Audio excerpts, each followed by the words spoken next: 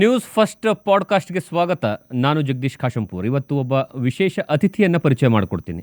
ಈ ವ್ಯಕ್ತಿ ಹೇಗೆ ಅಂತಂದರೆ, ಜೀವನದಲ್ಲಿ ಕಷ್ಟದಿಂದ ಆರಂಭವನ್ನು ಮಾಡಿದ್ರು, ಸುಖದ ಸುಪ್ಪತ್ತಿಗೆ ಕಡೆಗೆ ಹೋದರು, ಅಧಿಕಾರ ಸಿಕ್ತು, ಅದನ್ನು ಬೇಡ ಅಂತ ಬಿಟ್ಟರು. ಅದಾದ ಮೇಲೆ ಮಾಧ್ಯಮ ಲೋಕದತ್ತ ಬಂದರು, ಅಲ್ಲೂ ಉನ್ನತ ಹುದ್ದೆಯಲ್ಲಿದ್ದರು, ಅದನ್ನೂ ಬೇಡ ಅಂತ ಹೇಳಿದ್ರು. ಈಗ ಇಡೀ ವಿಶ್ವದಲ್ಲೇ ವಿನೂತನವಾಗಿರುವಂತಹ ಒಂದು ಸಂಸ್ಥೆಯನ್ನು ಕಟ್ಟಿದ್ದಾರೆ. ಆ ಸಂಸ್ಥೆಯ ಪರಿಕಲ್ಪನೆಯೇ ವಿಶಿಷ್ಟವಾಗಿರುವಂಥದ್ದು. ಆ ರೀತಿಯಾಗೂ ಇರುತ್ತಾ, ಈ ರೀತಿಯಾಗೂ ಯೋಚನೆ ಮಾಡೋಕ್ಕಾಗತ್ತಾ ಅನ್ನುವಂತಹ ಪ್ರಶ್ನೆ. ಹಾಗಾದರೆ ಏನು ಸಂಸ್ಥೆ, ಯಾವ ರೀತಿಯ ಕೆಲಸ ಮಾಡುತ್ತೆ, ಅವ್ರ ಜೊತೆ ಮಾತಾಡೋಣ. ಯಾಕಂದರೆ ಸಂಸ್ಥೆಯ ಬಗ್ಗೆ ತಿಳ್ಕೊಳ್ಳೋಕ್ಕೆ ಬಹಳಷ್ಟು ಕ್ಯೂರಿಯಾಸಿಟಿ ನನಗಿದೆ. ಈ ರೀತಿಯಾದಂತಹ ಸಂಸ್ಥೆಯ ಬಗ್ಗೆ ಕೇಳೇ ಇಲ್ಲ. ಇದು ಒಬ್ಬ ವ್ಯಕ್ತಿ, ಒಬ್ಬ ಮನುಷ್ಯ, ಅವನ ಯೋಗ್ಯತೆಗಳನ್ನು, ಅವನ ಆಧಾರ ಸ್ತಂಭಗಳನ್ನು ಅಳೆಯುವಂತಹ ಸಂಸ್ಥೆ. ನಾವೆಲ್ಲ ಏನಂದರೆ, ಒಬ್ಬ ವ್ಯಕ್ತಿ ದೇಹದಲ್ಲಿ ಏನಾಗಿದೆ ಅಂತ ಹೇಳಿಬಿಟ್ಟು ಹೋಗ್ಬಿಟ್ಟು ಟೆಸ್ಟ್ ಮಾಡಿಕೊಂಡ್ರೂ ಗೊತ್ತಾಗುತ್ತೆ. ಮತ್ತೊಂದು ಯಾವುದೋ ಒಂದು ಪ್ಯಾರಾಮೀಟರ್ಸ್ ಇರುತ್ತೆ. ಆದರೆ ಮನುಷ್ಯನಿಗಿರುವಂತಹ ಪ್ಯಾರಾಮೀಟರ್ಸ್ ಏನು? ಅವನ ಆರೋಗ್ಯದ ಬಗ್ಗೆ ಅಲ್ಲ, ಅವನ ಮನಸ್ಥಿತಿಯ ಬಗ್ಗೆ, ಅವನ ಅಚೀವ್ಮೆಂಟ್ಗಳು ಮಾಡೋದಕ್ಕೆ ಸಾಧ್ಯನಾ ಅವನು? ಇಂತಹ ವಿಚಾರಗಳ ಬಗ್ಗೆ ಸುಮಾರು 14 ವರ್ಷಗಳಿಂದ ನಿರಂತರವಾಗಿ ಅದರ ಬಗ್ಗೆ ರಿಸರ್ಚ್ ಮಾಡಿ ಅಂತಿಮವಾಗಿ ಒಂದು ಹಂತಕ್ಕೆ ಬಂದಿದ್ದಾರೆ ಮತ್ತು ಸಕ್ಸಸ್ಫುಲ್ ಆಗಿದ್ದಾರೆ. ಇದ್ರ ಬಗ್ಗೆ ಸರ್, ಯಾಕಂದರೆ ಮಂಜುನಾಥ್ ಸರ್ಗೆ ಸ್ವಾಗತ. ಇವರು ಫೌಂಡ್ರು ಮತ್ತು ಆ ಒಂದು ಸಂಸ್ಥೆಯ CEO iRise Pro. ಈ iRise Pro ಅನ್ನುವಂತಹ ಹೆಸರೇ ನಾನೆಲ್ಲೋ ರೈಸ್ ಆಗ್ತೀನಿ ಫೀಲ್ ಆಗುತ್ತೆ. iRise Pro ಅಂತ ಹೆಸರಿಡೋದಕ್ಕೂ ಮೂಲ ಕಾರಣ ಏನು ಅಂದರೆ, ಅನ್ನೋದ್ರಲ್ಲಿ ಇದೆ, ಎವರಿ ಇಂಡಿಯನ್ ಅಂತಿದೆ ಮತ್ತು ಇಂಡಿಯಾ ಅಂತಿದೆ. Okay. So if every Indian rises, India will automatically rise ಅನ್ನೋ ಒಂದು ಕಲ್ಪನೆ. ಬಟ್ ಇಂಡಿಯಾ ರೈಸ್ ಆಗೋದು ಯಾವಾಗ ಅಂದರೆ, ಪ್ರತಿಯೊಬ್ಬ ಇಂಡಿಯನ್ನು ಪ್ರೊಡಕ್ಟಿವ್ ಆದಾಗ ಮಾತ್ರ. ಅದಕ್ಕೆ iRise Pro ಅಂದರೆ I rise as a productive guy. Once I rise as a productive guy, India obviously will progress. That's the whole idea behind this iRise Pro. Okay sir, ಇದಕ್ಕಿಂತ ನನಗೆ important ನಾನು ಕೇಳಬೇಕು, curiosity ಯಾವಾಗಿಂದ ಕಾಯ್ತಾ ಇರೋದು, ಈ ಭಾಳಷ್ಟು ಜನ IAS ಮಾಡೋದಕ್ಕೆ ಹೋಗ್ತೀವಿ. ಭಾಳಷ್ಟು ಜನ ಇನ್ನೇನು ಮುಗ್ದೇ ಹೋಯಿತು, ನಾನು ಪಾಸ್ ಆಗಿಬಿಟ್ಟೆ ಅಂತಾರೆ. ಪ್ರಿಲಿಮ್ಸ್ ಪಾಸ್ ಮಾಡ್ಕೋತಾರೆ, ಮೇನ್ಸಿಗೆ ಬರ್ತಾರೆ. ಮೇನ್ಸಲ್ಲಿ ಪಾಪ ರಿಸಲ್ಟ್ ಬಂದಮೇಲೆ ಗೊತ್ತಾಗುತ್ತೆ, ಕೇವಲ 1 ಮಾರ್ಕ್ಸಿಂದನೋ 5 ಮಾರ್ಕ್ಸಿಂದನೋ 10 ಮಾರ್ಕ್ಸಿಂದನೋ ತುಂಬ ಶಾರ್ಟ್ ಮಾರ್ಜಿನಲ್ಲಿ ಫೇಲ್ ಆಗಿಬಿಡ್ತಾರೆ. ಅಂದರೆ ಹೋಗೋದಿಲ್ಲ. ಇದು ಯಾಕೆ? ಅವ್ರ ಹತ್ರ ಅಷ್ಟು ಪೊಟೆನ್ಷಿಯಲ್ ಇರುತ್ತೆ, ಆದರೂ ಸಹ 1-2 ಮಾರ್ಕ್ಸಲ್ಲಿ ಹೋಗುವಂಥದ್ದು ಏನು ಕಳ್ಕೊಂಡಿರ್ತಾರೆ ಅವರು ಅಂತ. ಈಗ ತಮಗೂ ಗೊತ್ತು, ನಾನು ಒಬ್ಬ ಅಧಿಕಾರಿಯಾಗಿದ್ದವನು ಮತ್ತು ಮಾಧ್ಯಮದಲ್ಲೂ ಇದ್ದವನು. ಮೂಲಭೂತವಾಗಿ ಇಲ್ಲಿ ನೀವು ನೋಡಿದ್ರೆ ಸ್ಟ್ಯಾಟಿಸ್ಟಿಕ್ಸ್ ಪ್ರಕಾರ ಈ 1-5 ಮಾರ್ಕ್ ರೇಂಜಲ್ಲಿ, let us talk only about prelims, be it KS or IAS. ಬರೀ ಪ್ರಿಲಿಮ್ಸ್ ನಾವು ಮಾತಾಡಿದಾಗ ಬರೀ 1-5 ಮಾರ್ಕ್ಸ್ ರೇಂಜಲ್ಲಿ ಆಲ್ಮೋಸ್ಟ್ 50% ಜನ ಕಳ್ಕೊತಾರೆ. ಇದು ಯಾಕಾಗುತ್ತೆ ಅಂದರೆ, ಮೂಲವಾಗಿ ನೋಡಿ, ನನಗೆ ಗೊತ್ತಿದ್ರು ಕೂಡ ಆ ಒಂದು ಎಕ್ಸಾಮ್ ಸಿಚುವೇಶನ್ ಅಂತ ಕರಿತೀವಿ, ಎಕ್ಸಾಮ್ ಸಿಮ್ಯುಲೇಟೆಡ್ ಎನ್ವೈರನ್ಮೆಂಟ್ ಅಂತ ಕರಿತೀವಿ. ಈ ಎಕ್ಸಾಮಲ್ಲಿ ಏನಾಗುತ್ತೆ, ಏನೇ ತಮಗೂ ಗೊತ್ತು, SSLCಗೆ ಅಷ್ಟು ಗಾಬರಿ ಬೀಳೋಂಥ ಮಕ್ಕಳು ಸಿವಿಲ್ ಸರ್ವಿಸ್ಗೆ ಹೋದಾಗ ಅಷ್ಟೆಲ್ಲ ಓದಿರ್ತಾರೆ, ಆಮೇಲೆ ಪಾಪ ವರ್ಷಗಟ್ಟಲೆ ಓದಿರ್ತಾರೆ. ಅಲ್ಲಿ ಹೋದಾಗ ಆ ಒಂದು ಸೆಕೆಂಡಲ್ಲಿ ಅವನಿಗೆ ಅದು ಫ್ಲಾಶ್ ಆಗದೆ ಹೋದರೆ ಹೋಯ್ತು. ಮತ್ತು ಟೈಮ್ ಮ್ಯಾನೇಜ್ಮೆಂಟ್, ಈಗ 100 ಪ್ರಶ್ನೆಗಳನ್ನ, ಈಗ ಒಂದು ಪ್ರಶ್ನೆ ಅಟೆಂಡ್ ಮಾಡೋಕ್ಕೆ 60ರಿಂದ 90 ಸೆಕೆಂಡ್ ಇರುತ್ತೆ. 60-90 ಸೆಕೆಂಡಲ್ಲಿ ಅಷ್ಟು ಇನ್ಸ್ಟೆಂಟ್ ಆಗಿ ಅಂತಂತ. ಆಮೇಲೆ ಏನು ಸಿವಿಲ್ ಸರ್ವಿಸ್ ಮಾಮೂಲಿ ಪ್ರಶ್ನೆಗಳಲ್ಲ. ನಿನಗೆ ಅಮೆರಿಕಾ ಬಗ್ಗೆ ಕೇಳ್ಬೋದು, ಯಾವುದೋ ಒಂದು 1000 ವರ್ಷಗಳ ಹಿಂದಿನ ಬಗ್ಗೆ ಕೇಳ್ಬೋದು. Civil service is the only exam where ಯಾವುದೋ ಒಂದು ಸಿಲೆಬಸ್ಸು ಮತ್ತು ಬೌಂಡ್ರಿ ಅಂತಿಲ್ಲ ಅದಕ್ಕೆ. ಕರೆಕ್ಟ್. ಸೊ ನೀ ಎಲ್ಲವನ್ನ ಓದಬೇಕು, ಎಲ್ಲವನ್ನ ತಿಳ್ಕೊಂಡಿರಬೇಕು. ಆ ಎಲ್ಲವನ್ನ ತಿಳ್ಕೊಳ್ಳೋದ್ರ ಜೊತೆಗೆ ಆ ಫ್ರಾಕ್ಷನ್ ಆಫ್ ಎ ಸೆಕೆಂಡಲ್ಲಿ ಅದನ್ನು ನೀ ಆನ್ಸರ್ ಮಾಡೋಂಗಿರಬೇಕು. ಅದನ್ನೇ ಆನ್ಸರ್ ಮಾಡಬೇಕು ಅಂದರೆ ಇಲ್ಲೇನಾಗುತ್ತೆ, ಅಂತಿಮವಾಗಿ ನೀನು ಮಾರ್ಕ್ಸೇ ಕಟ್ ಆಫ್, ಒಪ್ಕೋತೀನಿ. ಬಟ್ ಆ ಮಾರ್ಕ್ಸ್ನ ಕಟ್ ಆಫ್ ಮಾಡೋಕ್ಕೆ ನೀನು ಒಳಗಡೆ ಬೇಕಾಗಿರುವಂಥದ್ದು ಏನು ಅಂದರೆ, this is what we call ಅಂತಃಶಕ್ತಿ ಅಥವಾ ಅಂತಃಸತ್ವ. ಈ ಅಂತಃಶಕ್ತಿ ಅಥವಾ ಅಂತಃಸತ್ವ ಅಂದರೆ this is no way connected to your marks. Attitude, aptitude, communication, execution ಅಂತ ನಾವು ಏನು A64 ಅಂತ ಫಾರ್ಮುಲಾ ಕಂಡುಹಿಡಿದಿದ್ದೀವಿ, ಆ ಫಾರ್ಮುಲಾ ಏನು ಮಾಡುತ್ತೆ ಅಂದರೆ, ಬೇಸಿಕಲಿ ಇಟ್ ವಿಲ್ ಅಂಡರ್ಸ್ಟ್ಯಾಂಡ್. ಈ 1-5 ಮಾರ್ಕ್ಸ್ ಹೋಯ್ತು ಅಂತ ಅಳ್ತಾರೆ, ಯಾಕೆ ಹೋಯ್ತು ಅಂತ ಅವ್ರಿಗೆ ಗೊತ್ತಿಲ್ಲ. ದ ಕ್ವಶ್ಚನ್ ಹಿಯರ್ ಈಸ್, ಆ 1-5 ಮಾರ್ಕ್ಸ್ ಹೋಯ್ತು, ಅಯ್ಯೋ I lost it by 1 mark ಅಂತ ಅಳ್ತಾರೆ. But why you lost it by 1 mark? ಅದನ್ನ ಯಾರು ಹೇಳ್ತಾ ಇಲ್ಲ, ಹೇಳಕ್ಕಾಗಲ್ಲ ಬ್ರದರ್. ಬರೀ ಮಾರ್ಕ್ಸಲ್ಲಿ ಅವ್ರು ಹೇಳ್ತಾ ಇದ್ದಾರೆ. ಬಟ್ ಆ ಮಾರ್ಕ್ಸಲ್ಲಿ ಕಳ್ಕೊಳ್ಳೋಕ್ಕೆ ಏನು ಒಳಗಡೆ ಕಾರಣ ಅಂದರೆ, ನಿಮ್ಮ ಒಳಗಡೆ ಇರುವಂಥ ಎಬಿಲಿಟೀಸ್. ಆ ಎಬಿಲಿಟೀಸ್ನ ನೀವು ಫೈನ್ ಟ್ಯೂನ್ ಮಾಡ್ಕೊಳ್ತಾ ಇದ್ದಾರೆ ಬ್ರದರ್. ಈಗ ವಿರಾಟ್ ಕೊಹ್ಲಿ ತಗೊಳ್ಳಿ, ಯಾವುದೇ ಅಥ್ಲೀಟ್ ತಗೊಳ್ಳಿ, ಹೊರಗಡೆ ನಾವು ಮಾತಾಡೋಣ. ಹೊರಗಡೆ ಮಾತಾಡೋಕ್ಕೆ ಅವ್ರು ಪರ್ಫಾರ್ಮ್ ಮಾಡೋಕ್ಕೆ ಮುಂಚೆ ಅವರು ಒಳಗಡೆ ಏನೇನು ರೆಡಿ ಆಗಬೇಕು ಅಂತ ನೋಡ್ತಾರೆ. ಕರೆಕ್ಟ್. ಈಗ ವಿರಾಟ್ ಕೊಹ್ಲಿ ಒಂದು 20 ಮ್ಯಾಚಲ್ಲಿ 0 ಹೋದ್ರು ಕೂಡ ಇನ್ನೊಂದು ಮ್ಯಾಚಲ್ಲಿ ಬಂದು ಸೆಂಚುರಿ ಹೊಡಿಬೇಕು ಅಂದರೆ ನಾನು ಒಳಗಡೆ ಏನಿದೆ ಅಂತ ಫಸ್ಟ್ ನೋಡ್ತಾ ಹೋಗ್ತಾರೆ. ಅವ್ರೇನು ಬ್ಯಾಟಿಂಗ್ ಕಲಿಬೇಕು ಇನ್ನೊಂದಂತಲ್ಲ, ಏನು ರಾಂಗ್ ಆಯಿತು ಅಂತ ನೋಡ್ತಾರೆ. ಆ ಏನು ರಾಂಗ್ ಆಯಿತು ಅಂತ ನೋಡೋಕ್ಕೆ ನೀನು ಒಳಗಡೆ ಏನಿದೆ ಅಂತ ಫಸ್ಟ್ ನೀನು ತಿಳ್ಕೊಬೇಕು. ಈ ಕಾನ್ಸೆಪ್ಟ್ ಯಾಕೆ ಬಂತು ಅನ್ನೋದೇ ನನ್ನ ಕ್ವಶನ್ ಸರ್. ರೀಸನ್ ಏನು ಅಂದರೆ ಈ ಥರದ್ದು ಕಾನ್ಸೆಪ್ಟ್ ಬರೋಕ್ಕೆ ಸಾಧ್ಯನಾ? ಅಂದರೆ A64 ಅನ್ನುವಂಥದ್ದು ಎಲ್ರಿಗೂ ಗೊತ್ತು, 64 ವಿದ್ಯೆಗಳು ಅಂತ. 64 ವಿದ್ಯೆಗಳು ಏನು? 64 ವಿದ್ಯೆಗಳನ್ನು ನಾನು ಹೇಗೆ ಅಳವಡಿಸ್ಕೊಳ್ಬೇಕು? 64 ವಿದ್ಯೆಗಳು ನನಗೆ ಎಷ್ಟು ವಿದ್ಯೆಗಳು ಗೊತ್ತಿದ್ದಾವೆ, ಅದು ಎಷ್ಟು ಪರ್ಸೆಂಟೇಜಲ್ಲಿ ಗೊತ್ತಿದ್ದಾವೆ, ಕರೆಕ್ಟ್. ಇದು ನನಗೆ ನಿಜವಾಗ್ಲೂ ಗೊತ್ತಿಲ್ಲ. ಅಂಥದ್ರಲ್ಲಿ ಇದನ್ನ ಐಡೆಂಟಿಫಿಕೇಶನ್ ನೀವು ಹೇಗೆ ಮಾಡ್ತೀರಾ ಅಂತ. ಸೂಪರ್ ಭಾಳ ಒಳ್ಳೆ ಪ್ರಶ್ನೆ. ಇಲ್ಲಿ ಫಸ್ಟ್ ಆಫ್ ಆಲ್ ನಮಗೆ ಹಿರಿಯರು 64 ಅಂತ ನಮ್ಮ ದೊಡ್ಡವರು ಹೇಳ್ತಾ ಇದ್ದಿದ್ದು ಅಷ್ಟೇ ಗೊತ್ತು. ಅಲ್ಲ, 64 ವಿದ್ಯೆ. ಬಟ್ ವಾಸ್ತವ ಏನು ಅಂದ್ರೆ ಅದು 64 ವಿದ್ಯೆ ಅಲ್ಲ, 64 ಗುಣ ಸಾಮರ್ಥ್ಯಗಳು.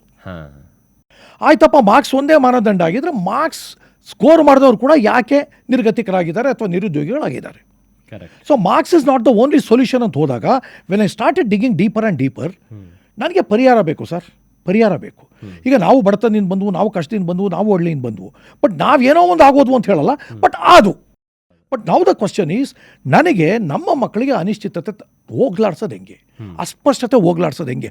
ಅಲ್ಲಿಂದ ಶುರು ಆದ ರಿಸರ್ಚು ನನಗೆ ಗೊತ್ತಾಗಿದ್ದಿಷ್ಟೇ, ಬರೀ ಮಾರ್ಕ್ಸ್ ಮೂಲಕ ಒಬ್ಬ ಮಕ್ಕಳನ್ನ ನಾವು ಸ್ಟ್ರೆಸ್ ಆಗ್ತಾ ಹೋಗ್ತೀವಿ ಮತ್ತು that is not the determinant of success ಅನ್ನೋದು ಗೊತ್ತಾಯಿತು. ಹಾಗಾದ್ರೆ ಸಕ್ಸಸ್ಗೆ ಡಿಟರ್ಮಿನೆಂಟ್ ಏನು? ಒಬ್ಬ ಡಾಕ್ಟರ್ ರಾಜ್ಕುಮಾರ್, ಒಬ್ಬ ವಿಷ್ಣುವರ್ಧನ್, ಒಬ್ಬ ರಜನಿಕಾಂತ್, ಒಬ್ಬ ಅಮಿತಾಬ್ ಬಚ್ಚನ್, ಹಾಗೆ ವಿರಾಟ್ ಕೊಹ್ಲಿ, ಹಾಗೆ ನರೇಂದ್ರ ಮೋದಿ, ಹಾಗೆ ದೇವೇಗೌಡ ಅಥವಾ ಹಾಗೆ ಸಿದ್ದರಾಮಯ್ಯ, ನೀವು ಯಾರನ್ನೇ ತಗೊಳ್ಳಿ, ಅವರು ಮಾತ್ರ ಯಾಕೆ ಗೆದ್ರು ಅಥವಾ ಬೇರೆ ಆದರು ಅಂತ ಹೋದಾಗ ಅಲ್ಲಿಂದ ನನ್ನ ಕ್ಯೂರಿಯಾಸಿಟಿ ಸ್ಟಾರ್ಟ್ ಆಗಿತ್ತು. ಆಗ ನಮ್ಮ ಬಡವರು ಮಕ್ಕಳಿಗೆ ಇದನ್ನು ನಾವು ತರೋದು ಹೆಂಗೆ ಅಂತ ಶುರು ಮಾಡಿದಂಥ ರಿಸರ್ಚು ಫಸ್ಟು ಹಿಡನ್ ಪೊಟೆನ್ಷಿಯಲ್ ಅಥವಾ ಅಂತಸತ್ವ ಅಂತ ಏನು ಹೇಳ್ತೀವಿ, ಅಂತಸತ್ವನ ಅಂತಶಕ್ತಿನ ನಾವು ಪತ್ತೆ ಹಚ್ಚಕ್ಕೆ ಹೊರಟು. ಈಗ ಉದಾಹರಣೆಗೆ ಆತ್ಮ ಅಂತ ಕರಿತೀವಿ. ಆತ್ಮ ಅನ್ನೋದು ಆಬ್ಸ್ಟ್ರಾಕ್ಟ್. ಆತ್ಮ ನಾನು ಹೇಳ್ಬೋದು, ನಂಗೆ ಆತ್ಮ ಇದೆಯಪ್ಪ, ಆತ್ಮ ಏನದು ಸೋಲ್ಮೇಟ್ ಅಂತ ಕರಿತೀವಿ, ಆತ್ಮ ಸಂತೋಷ ಅಂತ. ಆತ್ಮ ಅನ್ನೋದೇನಪ್ಪ? ಕರೆಕ್ಟ್. ಹೃದಯನ, ಮಿದುಳ, ಲಿವರ, ಲಂಗ್ಸಾ, ಕಣ್ಣ, ಮೂಗ. ಮತ್ತು ಆತ್ಮನ ಹೆಂಗೆ ಡಿಫೈನ್ ಮಾಡ್ತೀಯಾ? ನೀ ಎಲ್ಲಿವರೆಗೆ ಡಿಫೈನ್ ಮಾಡಲ್ವೋ ಅಲ್ಲಿವರೆಗೆ ಅದು ಮೆಷರಬಲ್ ಆಗಲ್ಲ. ಎಲ್ಲಿವರೆಗೆ ಅದು ಮೆಷರಬಲ್ ಆಗಲ್ವೋ, ಎಲ್ಲಿವರೆಗೆ ಅದು ಕಣ್ಣು ಕಾಣಲ್ವೋ ಅಲ್ಲಿವರೆಗೆ ನನ್ನ ಮಕ್ಕಳನ್ನ, ಅಂತ ನಮ್ಮ ದೇಶದ ಮಕ್ಕಳನ್ನ ಕಣ್ಣಿಗೆ ಬಟ್ಟೆ ಕಟ್ಕೊಂಡೆ ನಡೀತಾ ಇರಬೇಕಾಗುತ್ತೆ. ಈ ಒಂದು ಕಣ್ಣಿಗೆ ಬಟ್ಟೆ ತೆಗಿಬೇಕು ಅನ್ನೋ ನನ್ನೊಳಗೆ ಇದ್ದಂಥ ಸಂಕಲ್ಪ ಈ ಒಂದು ಇನ್ವೆನ್ಷನ್ ಕಾರಣ ಆಯಿತು. ಸರ್, ನನಗೆ ಒಂದು ಕ್ಯೂರಿಯಾಸಿಟಿ. ನಿನ್ನೆ ತಾನೇ ಏನಂದರೆ UPSC ಎಕ್ಸಾಮ್ ರಿಸಲ್ಟ್ ಬಂತು. ಆ ರಿಸಲ್ಟಲ್ಲಿ ಕರ್ನಾಟಕದಿಂದ 22 ಜನ ಸೆಲೆಕ್ಟ್ ಆಗಿದ್ದಾರೆ. ಕರೆಕ್ಟ್. ಸಾವಿರಾರು ಜನ ಓದ್ತಿದ್ದಾರೆ. ಪ್ರತಿ ವರ್ಷ 30,000 ಜನ ಎಕ್ಸಾಮ್ ಬರೀತಾರೆ. ಅಲ್ಲಿ ಪಾಸ್ ಆಗೋದು 100 ಮೆಂಬರ್ಸ್. ಕರೆಕ್ಟ್.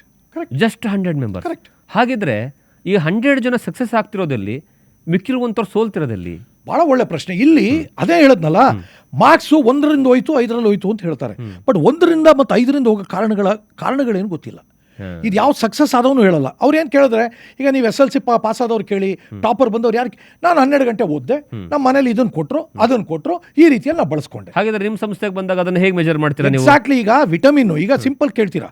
ಈಗ ನೋಡಿ, ಈಗ ನೀವು ಒಬ್ಬ ಡಾಕ್ಟರ್ ಹೋಗ್ತೀರಾ. ಡಾಕ್ಟರ್ ಹೋದಾಗ ಅವ್ರು ಏನು ಮಾಡ್ತಾರೆ, ನಿಮ್ಮನ್ನು ಅವರು ಟೆಸ್ಟ್ ಮಾಡ್ತಾರೆ.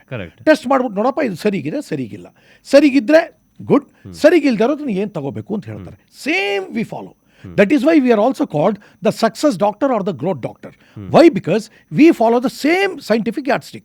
What we do ಅಂದರೆ measure, map, master, succeed ಅಂತ ನಮ್ಮದು ಫಾರ್ಮುಲಾ. ಮೆಷರ್ ಅಂದರೆ ಏನು ಮಾಡ್ತೀವಿ, ನಿಮ್ಮೊಳಗೆ 64 ಎಸೆನ್ಷಿಯಲ್ ಎಬಿಲಿಟೀಸ್ ಏನಿದೆ, 64 ಎಸೆನ್ಷಿಯಲ್ ಎಬಿಲಿಟಿ ಇದ್ರೆ ಮಾತ್ರ ನೀನು ಸಕ್ಸಸ್ ಆಗಕ್ಕೆ ಸಾಧ್ಯ.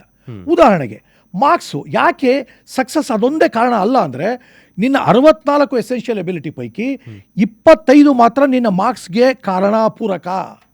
Just 25 out of 64. ಇನ್ಯಾವುದು ಇಲ್ಲ ಅಂದರೆ, ಸರ್ ಈಗ ಸಿಂಪಲ್ ಸರ್, ಕಮ್ಯುನಿಕೇಷನ್. ಈಗ ನಾವು ಮಾಡ್ತಾ ಇದ್ದೀವಿ. Communication doesn't directly reflect your marks ability. Aptitude comes there, execution comes there. But ನಿನ್ನ ಆಟಿಟ್ಯೂಡು ಮತ್ತು ಕಮ್ಯುನಿಕೇಷನ್ ಇವೆರಡನ್ನು ರಿಫ್ಲೆಕ್ಟ್ ಮಾಡೋದೇ ಇಲ್ಲ. ಈಗ ಎಷ್ಟೋ ಜನ ಕೇಳ್ತಾರೆ, ಯಾಕೆ ಅವ್ನು ಮಾತ್ರ ಸಕ್ಸಸ್, ಯಾಕೆ ಅವ್ನು ಸಕ್ಸಸ್ ಆದ ಅಂದರೆ, ಅವ್ನ average score of 64 abilities is higher than your own IQ. ಇನ್ನು IQ ಒಂದೇ 120 ಅಂತ ಇಟ್ಕೋ ಅಥವಾ 9 ಅಂತ ಇಟ್ಕೋ, ಬಟ್ ಒಟ್ಟಾರೆ ಅಗ್ರಿಗೇಟು ನಿಂದು 5 ಇದೆ, ಅವನು ಒಟ್ಟಾರೆ ಅಗ್ರಿಗೇಟ್ 7 ಇದೆ. ಇದನ್ನು ಯಾವನು ಹೇಳ್ತಾನೆ ಇಲ್ಲಿವರೆಗೂ? ಯಾರು ಹೇಳಿಲ್ಲ. ಅದಕ್ಕೆ ನಾವೇನು ಮಾಡ್ತೀವಿ ಅಂದರೆ, ಈ ಒಂದು ಮಗು KS ಇರಲಿ IAS ಇರಲಿ, ಅವ್ರು ಏನಕ್ಕೆ ಇದು 1ರಿಂದ 5 ಕಳ್ಕೊಂಡ್ರು ಅನ್ನೋದನ್ನ ನಾವು ಮೂಲಕ್ಕೆ ಹೋಗ್ತೀವಿ. ಆ ಮೂಲ ಯಾವುದು ಅಂದರೆ ಬುಡ ಮತ್ತು ಬೇರು. ಕೆಲವೊಬ್ರು ಒಂದು ಸರಿಗೆ ಫಸ್ಟ್ ಟೈಮ್ ಅಟೆಂಪ್ಟ್ ಮಾಡ್ತಾರೆ, ರಪ್ ಅಂತ ಪಾಸ್ ಆಗ್ಬಿಡ್ತಾರೆ. ಕೆಲವೊಬ್ರು ಪಾಪ 6 ಅಟೆಂಪ್ಟ್ಸ್ 9 ಅಟೆಂಪ್ಟ್ಸ್ ಮಾಡಿದ್ರು ಸಹ ಪಾಸ್ ಆಗೋಕ್ಕಾಗಲ್ಲ. ಕೆಲವೊಬ್ರು 1ರಿಂದ 5 ಅಂದ್ರೆ ಒಂದೇ ಒಂದು ಪ್ರಿಲಿಮ್ಸ್ ಪಾಸ್ ಮಾಡ್ಕೊಂಡಿರಲ್ಲ, ಆದ್ರೆ 6ನೇ ಅಟೆಂಪ್ಟ್ ಅಲ್ಲಿ ಪ್ರಿಲಿಮ್ಸ್ ಪಾಸ್ ಮಾಡ್ಕೋತಾರೆ, ಮೇನ್ಸು ಪಾಸ್ ಮಾಡ್ಕೋತಾರೆ, ಏನಂದ್ರೆ ಇಂಟರ್ವ್ಯೂ ಪಾಸ್ ಮಾಡ್ಕೋತಾರೆ. ಇದು ಹೇಗೆ ಅಂತ? ಇದು ನೋಡಿ, ಅದೇ ನಾ ಹೇಳಿದ್ನಲ್ಲ, ಈಗ ನಿಮಗೆ ಈಗ IAS KS ಆಗೋಕ್ಕೆ ನಾನು ಸಿಂಪಲ್ ಹೇಳ್ತೀನಿ, ಇಲ್ಲ let's come to this point. KS IAS ಆಗೋಕ್ಕೆ ಈ 64 ಎಬಿಲಿಟಿಗಳ ಪೈಕಿ ಪ್ರಿಲಿಮ್ಸ್, ಮೇನ್ಸ್ ಮತ್ತು ಇಂಟರ್ವ್ಯೂ ಸ್ಟೇಜ್ ಅಂತ ನಾವು ಇಟ್ಕೋಣ. ಹೌದು. ಪ್ರಿಲಿಮ್ಸ್ಗೆ ಏನೇನು ಗುಣ ಸಾಮರ್ಥ್ಯಗಳು ಬೇಕು ಅದನ್ನ ಪಟ್ಟಿ ಮಾಡಿದೀವಿ, ಅದು ನಿಮ್ಮ ಹತ್ರ ಇದೆ. ಒಂದು ಪಟ್ಟಿ 10 ನೋಡಿ, 64 ಪೈಕಿ ಟಾಪ್ 10 ಯಾವುದು, ಟಾಪ್ 10 ಯಾವುದು, ಆ ಟಾಪ್ 10 ಸ್ಟ್ರಾಂಗ್ ಇಲ್ಲ ಅಂದ್ರೆ ನೀ ಏನೇ ಮಾಡಿದ್ರು ನೀ ಪಾಸ್ ಮಾಡಕ್ ಆಗಲ್ಲ. ಆ ಟಾಪ್ 10 ಯಾವುದು? ಉದಾಹರಣೆಗೆ ಈ attitude, aptitude, communication, execution A64 ಏನು ಹೇಳಿದೆ, ಅದರಲ್ಲಿ ಆಟಿಟ್ಯೂಡ್ ಮತ್ತು ಕಮ್ಯುನಿಕೇಶನ್ ಪ್ರಿಲಿಮ್ಸ್ ಅಲ್ಲಿ they do not play A major role. What attributes or what abilities play a major role in clearing prelims is aptitude ಮತ್ತು ಎಕ್ಸಿಕ್ಯೂಷನ್.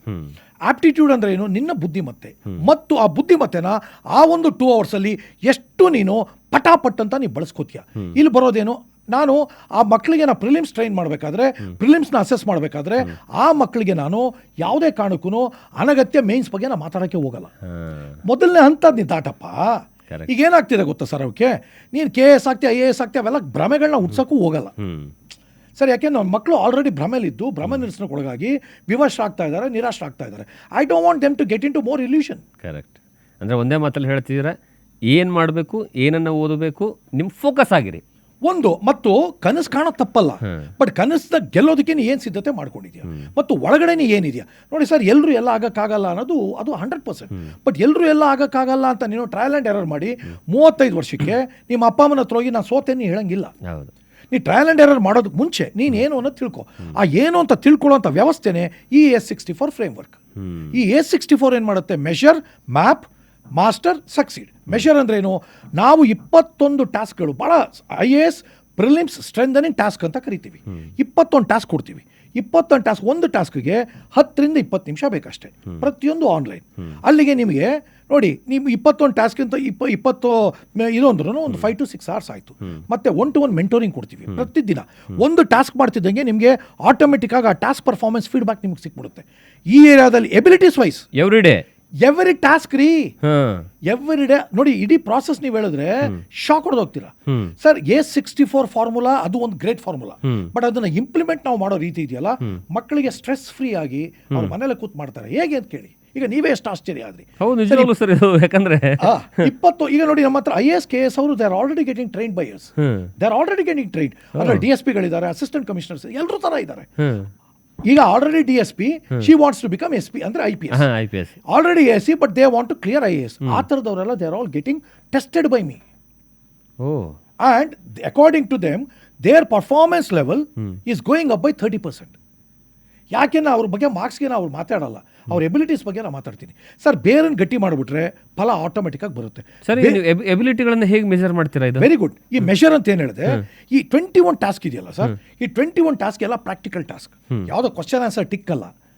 ಓಕೆ. ಆ 21 task ಕೊಡ್ತೀವಿ. ಒಂದು ಟಾಸ್ಕ್ಗೆ ನಿಮಗೆ ಬೇಕಾದ್ರೆ 10 ರಿಂದ 20 ನಿಮಿಷ, ಎಲ್ಲ ಆ್ಯಪಲ್ಲೇ. ನೀವು ಹೊರಗಡೆ ಬಾ, ಅಲ್ಲಿ ಏನೂ ಇಲ್ಲ, ಎಲ್ಲ ಆ್ಯಪಲ್ಲೇ ಇರುತ್ತೆ. ಅದಕ್ಕೆ ಕ್ಲಾಕ್ ಸೆಟ್ ಮಾಡಿರ್ತೀವಿ. ಒಂದಕ್ಕೆ 5 ನಿಮಿಷ ಕೊಟ್ಟಿರ್ತೀವಿ, ಕೆಲವೊಂದಕ್ಕೆ 25 ನಿಮಿಷ ಕೊಟ್ಟಿರ್ತೀವಿ. ಅದಕ್ಕೆ ನಾವೇನು ಕರಿತೀವಿ, ಎಕ್ಸಾಮ್ ಸಿಮ್ಯುಲೇಟೆಡ್ ಎನ್ವೈರನ್ಮೆಂಟ್ ಅಂತ ಕರಿತೀವಿ. ಇನ್ನ ಶಾರ್ಪ್ ಮಾಡೋಕ್ಕೆ, ನೀನು ಟೆಸ್ಟ್ ಮಾಡೋಕ್ಕೆ ಸರ್ ಪ್ರಪಂಚದಲ್ಲಿ ಎಲ್ಲೂ ಇಲ್ಲ. ನೀವು A64 ಬಿಟ್ಟಾಕ್ಬಿಡಿ, ಇದನ್ನ ನಾವು ಇಡೀ ಪ್ರಾಸೆಸ್ ಪ್ರಪಂಚದಲ್ಲಿ ಫಸ್ಟ್ ಟೈಮ್ ಕೇಳ್ತೀರಾ ಸರ್? ಆಯ್ತಾ, ಟಾಸ್ಕ್ ಮಾಡ್ತೀವಿ. ಟಾಸ್ಕ್ ಮಾಡಿದಾಗ ಬ್ಯೂಟಿ ಏನು ಗೊತ್ತಾ ಸರ್, ಆ ಟಾಸ್ಕ್ ಅಲ್ಲಿ ಒಂದೊಂದು ಟಾಸ್ಕ್ ಅಲ್ಲಿ ನಿಮ್ಮ 30 ಎಬಿಲಿಟಿ ನಳಿತೀವಿ. ಓಕೆ ಸರ್, ಸೈನ್ಸ್ ಅಲ್ಲೋ ನಿಯಮ ಇದೆ. ನೀವು ಯಾವುದೇ ಒಬ್ಬ ವ್ಯಕ್ತಿನ ಇದೆ ಅಂತ ನಿಖರವಾಗಿ ಹೇಳಬೇಕು ಅಂದ್ರೆ 3 ಸಾರಿ ಅಥವಾ 7 ಸಾರಿ ಅಳಿಬೇಕು ಅಂತಿದೆ. ನಾವು ಆ ಒಂದು ಇದನ್ನ ಇಟ್ಕೊಂಡು ಎಲ್ಲೂ ವರ್ಲ್ಡಲ್ಲಿ ಎಲ್ಲೂ ಇಲ್ಲ. ಆ ಅಳಿಯುವಂಥ ಮೆಜರ್ಮೆಂಟ್ ಕೂಡ, ಸಾರಿ ಮೆಕ್ಯಾನಿಸಮ್ ಕೂಡ ನಮ್ಮಲ್ಲಿ ಒಂದು ಟಾಸ್ಕಲ್ಲಿ 30 ಎಬಿಲಿಟಿಗಳನ್ನ ಅಳಿತೀವಿ. ಆ 30 ಎಬಿಲಿಟಿಗಳನ್ನ ನಾವು ನೀ ಟಾಸ್ಕಿಗೆ ಸಬ್ಮಿಟ್ ಮಾಡಿದೆ, ನಿಮಗೆ 6 to 8 hours ಆ ಟಾಸ್ಕ್ ಫೀಡ್ಬ್ಯಾಕ್ ನಿಂಗೆ ಸಿಕ್ಬಿಡುತ್ತೆ. ಆನ್ಲೈನಲ್ಲೇ 6 to 8 hours ನಿಂಗೆ ಟಾಸ್ಕ್ ಫೀಡ್ಬ್ಯಾಕ್ ಸಿಕ್ಬಿಡುತ್ತೆ. ಯಾಕೆ ಗೊತ್ತಾ, ಈ ಟಾಸ್ಕಲ್ಲಿ ನಾನು ಸ್ಟ್ರಾಂಗ್ ಏನು ವೀಕ್ ಏನು ಅರ್ಥ ಮಾಡ್ಕೊಂಡ್ರೆ ನೆಕ್ಸ್ಟ್ ಟಾಸ್ಕ್ಗೆ consciously will work on your weaknesses. ಅದಕ್ಕೆ ನಾವೇನು ಮಾಡ್ತೀವಿ, ನಿಮ್ಗೆ 6 to 8 hours ಫೀಡ್ಬ್ಯಾಕ್ ಕೊಟ್ಬಿಡ್ತೀವಿ. ಫೀಡ್ಬ್ಯಾಕ್ ಕೊಟ್ಟ ಮೇಲೆ ಏನಾಗುತ್ತೆ, ನಿಂಗೆ ಗೊತ್ತಾಗುತ್ತೆ ಎರಡನೇ ಟಾಸ್ಕ್ ಅಟೆಂಡ್ ಮಾಡಕ್ಕೆ ಮುಂಚೆ ನಾ ಇದರಲ್ಲಿ weak. You understood my point. ಆಮೇಲೆ ಅಲ್ಲೇನು ಮಾಡ್ತೀವಿ, 30 ಎಬಿಲಿಟಿ ಪೈಕಿ ನಿನ್ನ ಟಾಪ್ 3 ಸ್ಟ್ರೆಂತ್ಸ್ ಏನು, ನಿನ್ನ ಟಾಪ್ 3 ವೀಕ್ನೆಸ್ ಏನು ಇವತ್ತು ಈ ಟಾಸ್ಕಲ್ಲಿ, ಅದನ್ನು ಕೊಟ್ಟ ತಕ್ಷಣ ದೇ ವಿಲ್ ಬಿಕಮ್ ಕಾನ್ಶಿಯಸ್. ಇದು ನಂಬರ್ 1. ನಂಬರ್ 2, ಅಲ್ಲಿ ಟಾಸ್ಕ್ ಫೀಡ್ಬ್ಯಾಕ್ ಕೊಡೋದ್ರ ಜೊತೆಗೆ ಡೆಡಿಕೇಟೆಡ್ ಮೆಂಟೋರ್ ಇರ್ತಾರೆ. ನೀವು ಯಾವಾಗ ಬೇಕಾದ್ರೂ ನಮ್ಮ ಮೆಂಟೋರ್ ರೀಚ್ ಔಟ್ ಆಗ್ಬೋದು. ಮತ್ತು 3ನೇ ಇಂಪಾರ್ಟೆಂಟ್ ಪಾಯಿಂಟ್ ಏನಂದರೆ, ಇಷ್ಟೆಲ್ಲ ಮಾಡ್ತೀವಿ, ಬರೀ 12 ಗಂಟೆ ಪ್ರಾಸೆಸ್ ಇದು. ನೀವು ಬರೀ 12 ಗಂಟೆ ಕೊಡ್ಬೇಕು ನಮ್ಗೆ ಅಷ್ಟೇ. Just 12 hours. ಒಂದ್ ದಿನಕ್ಕೆ 12 ಗಂಟೆ ಅಲ್ಲ, ಟೋಟಲ್ ಓವರಾಲ್ ಆಗಿ ಒಟ್ಟಾರೆ ಪ್ರಕ್ರಿಯೆ, ಒಟ್ಟಾರೆ ಪ್ರಾಸೆಸ್ಗೆ ನೀವು ಕೊಡ್ಬೇಕಾದ್ರೆ ಬರೀ 12 ಗಂಟೆ. ಹಾಗಿದ್ರೆ ಎಷ್ಟು ದಿವಸದ ಇದು ಸರ್ ಇದು? ಸರ್ ಈಗ ನಿಮಗೆ ಒಂದು ದಿನಕ್ಕೆ 3 ಟಾಸ್ಕ್ ಕೊಡ್ತೀವಿ. ಹ್ಮ್ ಒಂದು ಟಾಸ್ಕ್ಗೆ ನಿಮಗೆ 15ರಿಂದ 20 ನಿಮಿಷ ಸರಾಸರಿ. ಓಕೆ. ಅಲ್ಲಿಗೆ 3/4 ಗಂಟೆ ನೀವು ಇಟ್ರಿ ಅಂತ ಇಟ್ಕೊಳ್ಳಿ, ಅಥವಾ 1 ಗಂಟೆ ಇಟ್ರಿ ಅಂತ ಇಟ್ಕೊಳ್ಳಿ. ನೀವು 1 ಗಂಟೆ ಒಳಗೆ ಅಟೆಂಡ್ ಮಾಡಲೇಬೇಕಿಲ್ದವ್ರು the task gets closed. Okay. The task gets closed. Clock ಖತಮ್ ಆಗೋಗುತ್ತೆ. ನಾವು ಬರೀ ಮಕ್ಕಳನ್ನ ಟೆಸ್ಟ್ ಅಲ್ಲ, ಬರೀ ಎಬಿಲಿಟಿ ಟೆಸ್ಟ್ ಅಲ್ಲ, ಅವ್ರನ್ನ ಆ ಒಂದು ಎಕ್ಸಾಮ್ ಎನ್ವೈರನ್ಮೆಂಟ್ಗೆ ರೆಡಿ ಮಾಡ್ತಾ ಇದ್ದೀವಿ. ಆ ಪ್ರೆಷರ್ ನ ಹ್ಯಾಂಡಲ್ ಮಾಡುವಂತ ವೆರಿ ವೆಲ್ ಸೆಟ್. ಆ ಪ್ರೆಷರು ಮತ್ತೆ ಆ ನಿರ್ದಿಷ್ಟತೆ ಇದೆ ಕಣ, ಇದೆ ಇದೆ ಇದೆ. ಕಾಂಪ್ರಿಹೆನ್ಷನ್ ಇರುತ್ತೆ. IAS ಏನೇನು ಟೆಸ್ಟ್ಗಳಿದೆಯಲ್ಲ ಸರ್ ಎಕ್ಸಾಮ್ ಅಲ್ಲಿ, ಪ್ರಿಲಿಮ್ಸ್ ಅಲ್ಲಿ, ಅದಕ್ಕೆ 100 ಪಟ್ಟು ಸ್ಟ್ರೆಂಥನ್ ಮಾಡೋ ಟಾಸ್ಕ್ಗಳಿವು. ಅರ್ಥ ಆಯ್ತಾ? ಇದನ್ನು ಮಾಡಿದ ತಕ್ಷಣ ನಿಮಗೆ ಮೆಂಟೋರ್ ಇರ್ತಾರೆ, ನೀವು ಮೆಂಟೋರ್ಗೆ ರೀಚ್ ಔಟ್ ಆಗ್ತೀರಾ, ಅವರು ನಿಮಗೆ ಗೈಡ್ ಮಾಡ್ತಾರೆ. ಇದರಲ್ಲಿ ಇಂತಿಂತ ಏರಿಯಾ ಇಂತಿಂತ ಫೋಕಸ್ ಮಾಡೋ. ಅಂದ್ರೆ ಒಬ್ರಿಗೆ ಸಪರೇಟ್ ಆಗಿ ಒಬ್ರು ಮೆಂಟರ್ ಇರ್ತಾರೆ. 15 ಜನಕ್ಕೆ ಒಬ್ರು ಮೆಂಟೋರ್. ಅವ್ರ ಕೆಲಸ ಏನು ಗೊತ್ತಾ? ಬರೀ ಮೆಂಟೋರ್ ಮಾಡೋದೆ. And these students can always reach out to them any time during those 10 days.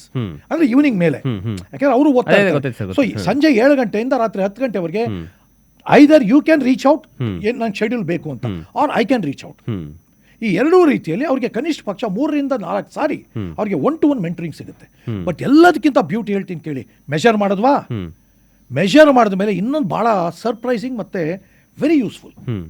Sir ನೀನು ಮೆಷರ್ ಮಾಡಿದೆ, ನೀನು ಅದ್ಭುತವಾಗಿದೆಯಾ, ನಿನ್ನ ಪ್ರಕಾರ 90 ಇದೆಯಾ, ಆದರೆ ನಾವೇನು ಮಾಡ್ತೀವಿ ಅಂದರೆ ಬರೀ ನಿನ್ನ ಮೆಷರ್ಮೆಂಟ್ ಕೊಡಲ್ಲ, ನಿನ್ನ measurement versus KS qualifier benchmark, ನಿನ್ನ measurement versus IAS qualifier benchmark. ಈಗ ನಿನ್ಗೇನಾಗೋಗುತ್ತೆ, ನಾನು -8 ಇದ್ದೀನಿ, ನಾನು -28 ಇದ್ದೀನಿ, ನಾನು ಯಾರ ಜೊತೆ ಕಂಪೇರ್ ಮಾಡ್ಕೋಬೇಕು. Very good. ನೀವು ಮಾಡೆಲ್ ಆಗ್ಬೇಕಾ, ಮಾಡೆಲ್ ಆಕ್ಟರ್ ಆಗ್ಬೇಕಾ, ರಾಜ್ಕುಮಾರ್ ವಿಷ್ಣುವರ್ಧನ್ ಇಟ್ಕೋ. You understood my point. ನಿನ್ಗೆ ಒಬ್ರು ಮಾಡೆಲ್ ಬೇಕಾ, ಮಾಡೆಲ್ ಯಾವುದು, ಒಂದು ಯಾರ್ಡ್ ಸ್ಟಿಕ್ ಯಾವುದು, ಬೆಂಚ್ ಮಾರ್ಕ್ ಯಾವುದು, IAS ಕ್ವಾಲಿಫೈಯರ್. IAS ಕ್ವಾಲಿಫೈಯರ್ ಅವರು ಬೇರೆ ಬೇರೆ ಎಬಿಲಿಟೀಸ್ ಅಲ್ಲಿ they are at 9+, they are at 9+. But ನೀ 9+ ಬೇಡ, 7+ ಇಲ್ಲ ಅಂತ ಇಟ್ಕೊಂಡ್ಬಿಡು.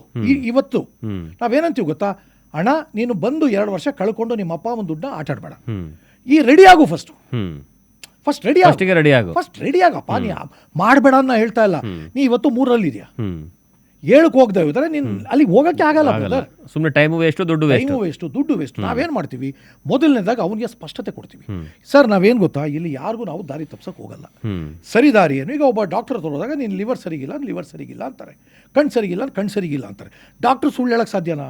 ಸಾಧ್ಯ. ನಾವು ಅದೇ ರೀತಿ ಸತ್ಯ ಹೇಳ್ತೀವಿ, ನೋಡಪ್ಪ ನೀನು ಇಂತಿಂಥ ಏರಿಯಾದಲ್ಲಿ ವೀಕ್ ಇದೆಯಾ, ಇದನ್ನ ರೆಡಿ ಮಾಡ್ಕೊ, ಕನಸ್ಬಿಡು ನಾವು ಹೇಳಲ್ಲ, ರೆಡಿ ಮಾಡ್ಕೊಂತೀವಿ. ಬಟ್ ಅದನ್ನ ಬಿಟ್ಬಿಟ್ಟು ಈಗಲೇ ಊರಿಗೆ ಮುಂಚೆನೆ ಬಂದ್ಬಿಟ್ಟು ಬೆಂಗಳೂರಲ್ಲಿ ಲಕ್ಷಗಟ್ಟಲೆ ಖರ್ಚು ಮಾಡಿಕೊಂಡು ತಾವು ಹೇಳಿದ್ರೆ ಬೀದರು ಬನ್ನಿ ಸರ್, ನಿಮ್ಗೆ ಬೀದರ್ ಅವ್ರು ಎಷ್ಟು ಜನ ಬೇಕು ಸರ್, 7 ವರ್ಷ ಓದ್ತಾ ಇರೋರು, ಅದ್ರ ಕ್ವಾಲಿಫೈ ಅವರು ಎಷ್ಟು? ಕಾರಣ ಇಷ್ಟೇ, ನನಗೆ ಅವರು ಸರಿ ದಾರಿಲಿ ಹೋಗ್ಬೇಕು, ಮತ್ತು ನಾ ಏನು ಇವತ್ತು ನಿಂತಿದ್ದೀನಿ ಅನ್ನೋದು ಗೊತ್ತಾಗಲ್ಲ. ಇಲ್ಲಿವರೆಗೆ ಅಂದ್ರೆ ಬಹಳಷ್ಟು ಜನರಿಗೆ ದಾರಿ ಯಾವುದು ಅಂತಾನೆ ಗೊತ್ತಾಗ್ತಿರ್ಲಿಲ್ಲ. ಕರೆಕ್ಟ್, ಮೇನ್ ದೊಡ್ಡ ಪ್ರಾಬ್ಲಮೇ ಅದೇ. ಕರೆಕ್ಟ್. ಅದಕ್ಕೆ ಮ್ಯಾಪ್ ಮಾಡ್ತೀವಿ. ಈಗ ನೀನೇನಂತೀಯ, ಕನ್ನಡದಲ್ಲಿ ನಾನು ತುಂಬಾ ಚೆನ್ನಾಗಿದ್ದೀನಿ ಅಂತ ಅನ್ಕೊಂಡಿರ್ತೀಯ, ಬಟ್ ಕನ್ನಡದಲ್ಲಿ ಯಾವ ಒಂದು ಜೊತೆ ಹೊಡೆದಾಡ್ತಿದ್ಯಾ, ಕುವೆಂಪು ಜೊತೆಗೆ. Very true. ನಾನು ಕನ್ನಡದಲ್ಲಿ ಚೆನ್ನಾಗಿದ್ದೀನಪ್ಪ, ಬಟ್ ಕುವೆಂಪು ವರ್ಸಸ್ ನಾನು ಯಾರು? ಕುವೆಂಪು ಮುಂದೆ ನಾ ಏನೂ ಇಲ್ಲ, ಕರೆಕ್ಟಾ? ಬಟ್ ನಾನ್ ಕನ್ನಡದಲ್ಲಿ ರಾಜ ಅಂತ ಹೆಂಗೆ ಹೇಳ್ಕೊಂಡ್ಬಿಡಕ್ಕಾಗತ್ತೆ? ನಾ ರಾಜನೇ, ನನಗೋಸ್ಕರ. ಬಟ್ ಕುವೆಂಪು ವರ್ಸಸ್ ನಾನು ಯಾರು? ಸೊ ನೀನು IAS ಕ್ವಾಲಿಫೈಯರ್ ವರ್ಸಸ್ ನೀನ್ ಯಾರು, ಅದನ್ನ ತಿಳ್ಕೊಂಡಾಗ ನೀ ಏನ್ ಮಾಡ್ತೀಯಾ, ಆ ಒಂದು ದೃಷ್ಟಿಕೋನದಲ್ಲಿ ನೀ ಮಾಡ್ತಾ ಹೋಗ್ತೀಯ. ಆಮೇಲೆ ನೋ ಪ್ರಾಬ್ಲಮ್, ನಾನೀಗ 3 ಇದ್ದೀನಿ ಅಂದ್ರೂ ನನಗೇನು ತೊಂದರೆ ಇಲ್ಲ, ನಾನೇನು ವಿವಶ ಆಗಲ್ಲ. ಬಟ್ ಅಷ್ಟೆಲ್ಲ ಅಟೆಂಪ್ಟ್ ಮಾಡಿ ಯಾಕೆ ಸೋಲ್ತಾ ಇದ್ದೀನಿ ಅಂತ ಗೊತ್ತಿಲ್ದೇನೆ ಕೂತ್ಕೊಳ್ಳೋದಿದೆಯಲ್ಲ, ಅದು ಒಬ್ಬ ಮನುಷ್ಯನ ವಿವಶ ಮಾಡುತ್ತೆ. ಸರಿ, ಇತ್ತೀಚೆಗೆ ನಾನು ಒಂದು ಸರ್ವೆ ಓದ್ತಾ ಇದ್ದೆ, 70% ಮಕ್ಕಳು ಡಿಪ್ರೆಷನ್ಗೆ ಹೋಗ್ತಿದ್ದಾರೆ. ಅದು ಸ್ಪೆಷಲಿ ಪ್ರೆಷರ್ನ ಹ್ಯಾಂಡಲ್ ಮಾಡಕ್ ಆಗದೆ ಇರುವಂತಹ ಕಾರಣಕ್ಕಾಗಿ. ಅದು ಎಜುಕೇಶನ್ ಇರ್ಬೋದು, ಅಥವಾ ಎಜುಕೇಶನ್ ಅಲ್ಲಿ ಈಗಿರುವಂತಹ ಕಾಂಪಿಟೇಷನ್ ಲೈಫ್ ಇರ್ಬೋದು, ಅಥವಾ ಏನಂದ್ರೆ ನಾ ಎಲ್ಲ ಇದೀನಿ ಬಟ್ ಆದ್ರೂ ನನಗೆ ಏನು ಸಿಗ್ತಾ ಇಲ್ಲ ಅನ್ನುವಂತಹ ಕೊರಗಿರ್ಬೋದು. ಈ ಡಿಪ್ರೆಷನ್ಗೆ ಒನ್ ಆಫ್ ದ ರೀಸನ್ ಇದೇ ಇರ್ಬೋದು. ಲಾಸ್ಟ್ ಪಾಯಿಂಟ್ ಏನ್ ಹೇಳಿದ್ರಿ, ನಾ ಎಲ್ಲ ಇದ್ದೀನಿ ಆದ್ರೂ ನಾನು ಅದು ಬೆಳೆಯಕ್ ಆಗ್ತಾ ಇಲ್ಲ. That is the main reason. ಏನಾಗಿದೆ ಅಂತ ಹೇಳ್ತೀನಿ ಕೇಳಿ ಬ್ರದರ್. ಸರ್ ಮೊನ್ನೆ ಯಾರೋ ಒಬ್ಬ ನಮ್ಮ ದೇಶದ ಎಕನಾಮಿಕ್ ಅಡ್ವೈಸರ್, ಫಾರ್ಗಾಟನ್, ಸಡನ್ ಆಗಿ ಬರ್ತಿಲ್ಲ, ಅವರೊಂದು ಮಾತಂತಾರೆ, ನಮ್ಮಲ್ಲಿ 2 ಥರದ ಅನ್ಎಂಪ್ಲಾಯಬಿಲಿಟಿ ಇದೆ. ಒಂದು, ನಿನ್ ಯೋಗ್ಯತೆ ಇಲ್ಲದೆ ನಿನ್ಗೆ ಉದ್ಯೋಗ ಸಿಗ್ತಾ ಇಲ್ಲ, ಏನಿಲ್ದ ಉದ್ಯೋಗ ಯೋಗ್ಯನಲ್ಲದೆ ನಿನಗೆ ಉದ್ಯೋಗ ಸಿಗ್ತಿಲ್ಲ. ಇನ್ನೊಂದಿದೆ, ನೀನು ಭ್ರಮೇಲಿ ಸಿಕ್ಬಿಡ್ತೀಯ. ಈಗ ಉದಾಹರಣೆ KS IAS ಓದ್ತಾ ಇರ್ತೀಯ, ಅಥವಾ IIM ಪಾಸ್ ಮಾಡಿರ್ತೀಯ. ನೀ ಏನ್ ಮಾಡ್ತೀಯ, ನಾ KS ಆಗಬೇಕು, ನಾ IAS ಆಗಬೇಕು ಅಂತ ಆ ಭ್ರಮೇಲಿ ಹೊಟ್ಟೋಗ್ತೀಯ. ಆ ಭ್ರಮೇಲಿ ಹೋದಾಗ ಏನ್ ಮಾಡ್ತೀಯ, ನಿಂಗೆ ಬೇರೆ ಅವಕಾಶಗಳು ನಿನ್ ಕಣ್ಣು ಕಾಣಲ್ಲ. ಸೊ ಈ ರೀತಿ ಕೂಡ ನಮ್ಮ ದೇಶದಲ್ಲಿ 30% ಅನ್ಎಂಪ್ಲಾಯ್ಮೆಂಟ್ ಇದೆ. You think you are above that. ನೀವೇನಂದ್ರೆ you think you are above that. But ನಾವು ಯಶಸ್ಸೇನಾರು ಆಗಿದ್ರೆ ಬ್ರದರ್ ಇನ್ನೇನು ಇಲ್ಲ. ನಾವೇನು ಅಲ್ಲ ಅಂತ ನಾವು ಅನ್ಕೊಂಡಿರದೆ ನಮ್ಮ ಯಶಸ್ಸು. ಓಕೆ ಸರ್, ನನ್ನ ಲಾಸ್ಟ್ ಪ್ರಶ್ನೆ, ಈಗ ನಿಮ್ಮ ಸಂಸ್ಥೆಗೆ ನಾನು ಹೇಗೆ ರೀಚ್ ಆಗಕ್ಕೆ ಸಾಧ್ಯ? ಸರ್, ಈಗ ನಮ್ಮದು 2 ರೀತಿ. ಒಂದು www.iraispro.in ಇದೆ. ನಾವು ಎಲ್ಲರನ್ನೂ ಗುಡ್ಡೆ ಹಾಕೊಳ್ಳೋಕೆ ನಾವು ಇಷ್ಟಪಡಲ್ಲ. We are working with very very select people. ಆ ಒಂದು ಸೆಲೆಕ್ಟ್ ಪೀಪಲ್ ಅಂದರೆ ಅವರು ನಮ್ಮ ಇದಕ್ಕೆ ಬಂದಾಗ ಅವ್ರು ಎನ್ರೋಲ್ ಮಾಡ್ಕೋಬೋದು. ಸರ್, ಭಾಳ ಇನ್ನೊಂದು ಏನು ಗೊತ್ತಾ, ಇಷ್ಟೆಲ್ಲ ನಾವು ಆಮೇಲೆ ಇನ್ನೊಂದು ಮೆಷರ್, ಮ್ಯಾಪ್, ಮಾಸ್ಟರ್ ಮತ್ತು ಸಕ್ಸೀಡ್ ಅಂತವಲ್ಲ, ಲಾಸ್ಟಲ್ಲಿ ಅವ್ರಿಗೆ A64 ಸಕ್ಸಸ್ ಪಾತ್ ಚಾರ್ಟ್ ಅಂತ ಕೊಡ್ತೀವಿ. ಓಕೆ, ನೀನು IAS ಆಗಬೇಕು ಅಂದರೆ ಇವತ್ತು ಈ ಲೆವೆಲಲ್ಲಿ ಇದೆಯಾ, ಯಾವ್ಯಾವ ಲೆವೆಲಲ್ಲಿ ನೀವು ಹೋಗಬೇಕು ಅನ್ನೋ ಸಕ್ಸಸ್ ಪಾತ್ ಚಾರ್ಟ್ ನಾವು ಕೊಡ್ತೀವಿ. ಸರ್, ಎಲ್ಲೂ ಕೊಡಕ್ಕೆ ಯಾವನು ಕೊಡಕ್ಕೆ ಸಾಧ್ಯನೇ ಇಲ್ಲ ಸರ್. ಅದನ್ನು ಕೊಟ್ಟು ಇಷ್ಟೆಲ್ಲ ಮಾಡಿ ಇಷ್ಟೆಲ್ಲ ಅವ್ರು ಬೆಳೆಸಿ ಅವ್ರು ಸ್ಪಷ್ಟದಾರಿ ಕೊಟ್ಟು ವಿ ಚಾರ್ಜ್ ಓನ್ಲಿ 4999. ಬರೀ 4999 ಇದು. ಎಲ್ಲ ಹೇಳೋದು 14,000, 15,000, 20,000 ಅಂತ. ನೋ, ನಮಗೆ low cost, very low cost. ಯಾಕೆಂದರೆ ನೀವು ನನಗೆ ಎಲ್ರಿಗೂ ತಲುಪಬೇಕು ಇದು ಅನ್ನೋ ಕಾರಣಕ್ಕೆ 4,900. ಸರ್, ಒಂದಂತೂ ನಿಮ್ಗೆ ಸತ್ಯ ಹೇಳ್ತೀನಿ ಕೇಳಿ ಸರ್, ಯಾರೇ ಬರಲಿ, ಇದು ಬರೀ IAS KS ನಾನು ಇದು ಹೇಳ್ತಾ ಇರೋದು. ಅದು ಬಿಟ್ಟು ಹೈಸ್ಕೂಲ್ ಮಕ್ಳಿಗೆ ಮಾಡಿದ್ದೀವಿ 11,000 ಜನ ಇವತ್ತು ಪ್ರೊಫೆಷನಲ್ಸ್ ಮತ್ತು ಮಕ್ಳಿಗೆ ಆಲ್ರೆಡಿ ನಾವು ಮಾಡಿದ್ದೀವಿ. ಸರ್, ಆ ಸ್ಟೂಡೆಂಟ್ಗಳು, ಆ ಇನ್ಸ್ಟಿಟ್ಯೂಟ್ಗಳು, ಆ ಟೀಚರ್ಗಳು ಎಷ್ಟು ಹ್ಯಾಪಿ, ಪೇರೆಂಟ್ಸ್ಗಳು ಎಷ್ಟು ಹ್ಯಾಪಿ ಅಂದರೆ ಸರ್, ನನ್ನ ಮಗುನ ನಾನು ಅಂಡರ್ ಎಸ್ಟಿಮೇಟ್ ಮಾಡಿದ್ದೆ ಅಥವಾ ನನ್ನ ಮಗುಗೆ ನಾನು ಪ್ರೆಷರ್ ಹಾಕಿದ್ದೆ. ನೀವು ಪ್ರೆಷರ್ ಅಂದ್ರಿ, ಯಾಕೆ ಗೊತ್ತಾ, ರ್ಯಾಂಕ್ ಮಾತ್ರ ನೋಡೋದ್ರಿಂದ, ಯಾವ ಮಗು ಇಂಗ್ಲೀಷ್ ಮಾತಾಡೋದ್ರಿಂದ, ನನ್ನ ಮಗು ಇಂಗ್ಲೀಷ್ ಮಾತಾಡ್ತಿಲ್ಲ, ಮಕ್ಕಳಿಗೆ ಟಾರ್ಚರ್ ಕೊಡ್ತಾರೆ. ನನ್ನ ಮಗು ಆ ಮಾರ್ಕ್ಸ್ ತೆಗಿಲಿಲ್ಲ, ಟಾರ್ಚರ್ ಕೊಡ್ತಾರೆ. ಇನ್ನೊಂದು ಯಾವುದೋ ಮಗು ಸೈನ್ಸಲ್ಲಿ ಜಾಸ್ತಿ ತೆಗೀತು, ಈ ಮಗು ಇಂಗ್ಲೀಷಲ್ಲಿ ಚೆನ್ನಾಗಿ ತೆಗೆದಿರ್ತದೆ, ಕನ್ನಡದಲ್ಲಿ ತೆಗೆದಿರ್ತದೆ, ಅಮ್ಮ ಅದನ್ನು ನೋಡಲ್ಲ, ಸೈನ್ಸ್ ಮಾತ್ರ ನೋಡ್ತಾರೆ. ಬಟ್ ಕನ್ನಡದಲ್ಲಿ ಆತ ಪಾರಂಗತ ಆದರೆ ಕನ್ನಡದಲ್ಲಿ ಬೆಳೆಯಕ್ಕಾಗಲ್ಲ ಅಂತ ಯಾವನ್ರಿ ಹೇಳಿದ್ ನಿಮಗೆ? ಸೊ ಇದೆಲ್ಲವನ್ನು ನಾವು ಓಪನ್ ಮಾಡಿಕೊಡ್ತೀವಿ. ನಿಮ್ಮ ಮಗು 64ರಲ್ಲಿ ಯಾವ್ಯಾವುದರಲ್ಲಿ ಸ್ಟ್ರಾಂಗ್ ಇದೆ ಅಂದ ತಕ್ಷಣ ಆ ತಾಯಿ ತಂದೆ ಖುಷಿ ಆಗ್ತಾರೆ. ಓ, ನನ್ನ ಮಗು ಒಂದು ಕೈ ಇಲ್ಲ ಅಂತ ಯೋಚನೆ ಮಾಡಲ್ಲ, ಇನ್ನೊಂದು ಕೈ ಪ್ರಬಲವಾಗಿದೆ ಅಂತ ಯೋಚನೆ ಮಾಡ್ತಾರೆ. ಈ ಒಂದು ಆ್ಯಟಿಟ್ಯೂಡ್ನ ಮನಸ್ಸಲ್ಲಿ ಮತ್ತು ಮಕ್ಕಳಿಗೆ ಡಿಸ್ಟ್ರೆಸ್ ಮಾಡೋದು, ಪೇರೆಂಟ್ಸ್ಗೆ ಡಿಸ್ಟ್ರೆಸ್ ಮಾಡೋದು ಮತ್ತು ಮಕ್ಕಳಿಗೆ ಅನುಕೂಲ ಆಗುವಂಥದ್ದು, ಸಂತೋಷ ಕೊಡುವಂಥ ರೀತಿಯಲ್ಲಿ ನಾವು ಅವರಿಗೆ ಮ್ಯಾಪಿಂಗ್ ಕೊಟ್ಟಾಗ, ಇವನ್ IAS KS ನೋಡಪ್ಪ, ನೀವು 3 ಇದೆಯಾ ಮರೆಯ, ನೀ ಹೋಗ್ಬೇಕು, ಹೋಗಕ್ಕೆ ನೀ ಏನು ಮಾಡಬೇಕು ಅಂತ ಮನೇಲೇ ಇದು ಮಾಡು. ಇವೆಲ್ಲ ಭ್ರಮೆಗಳು ಬೇಡ. ಆಮೇಲೆ ಬ್ರದರ್ ಒಂದು ಹೇಳ, ಅದೇನೋ ಹೇಳ್ತಾರೆ ಕುಣಿಲಾರ್ದವನು ಅದು ಇದು ಅಂತ. ಕುಣಿಲಾರ್ದವನ ರೀತಿ ಎಲ್ಲ ಮಾತಾಡಬೇಡ, ಎಕ್ಸ್ಕ್ಯೂಸ್ ಕೊಡಬೇಡ. ಫಸ್ಟ್ ನಿನ್ನ ಒಳಗಡೆ ನೀನು ಸ್ಟ್ರಾಂಗ್ ಮಾಡ್ತಾವೆ, ಅದಾದ್ಮೇಲೆ ಎಲ್ಲವೂ ಅದ್ರ ಪಾಡಿಗೆ ಸ್ಟ್ರಾಂಗ್ ಆಗುತ್ತೆ. ನಿನಗೆ ಗ್ಯಾರಂಟಿ ಹೇಳ್ತೀವಿ, ನಿನ್ನ ಬೇರನ್ನು ತೋರಿಸ್ಕೊಡ್ತೀವಿ, ಬೇರೊಳಗಿರೋ ಏನೇನೋ ದೋಷಗಳು ಹೇಳ್ಕೊಡ್ತೀವಿ, ಬೇರೆ ಯಾವ ನೀರು ಬೇಕು, ಬೇರೆ ಯಾವ ಗೊಬ್ಬರ ಬೇಕು, ಯಾವ ಮಣ್ಣು ಬೇಕು ಎಲ್ಲ ತೋರಿಸ್ಕೊಡ್ತೀವಿ. ಅದ್ರ ಆಧಾರದ ಮೇಲೆ ನೀ ಏನೇನು ಮಗ ಬೆಳೀತಾ ಹೋಗು. ಇಷ್ಟೇ ನಮ್ಮ ಉದ್ದೇಶ. Okay sir, thank you so much. ತುಂಬ ಖುಷಿ ಆಯಿತು. ಯಾಕಂದರೆ ಈ ರೀತಿಯಾದಂತಹ ಕಲ್ಪನೆ ಮಾಡ್ಕೊಳ್ಳೋಕ್ಕೂ ಕಷ್ಟ ಆಗುತ್ತೆ ಹಂತದಲ್ಲಿ.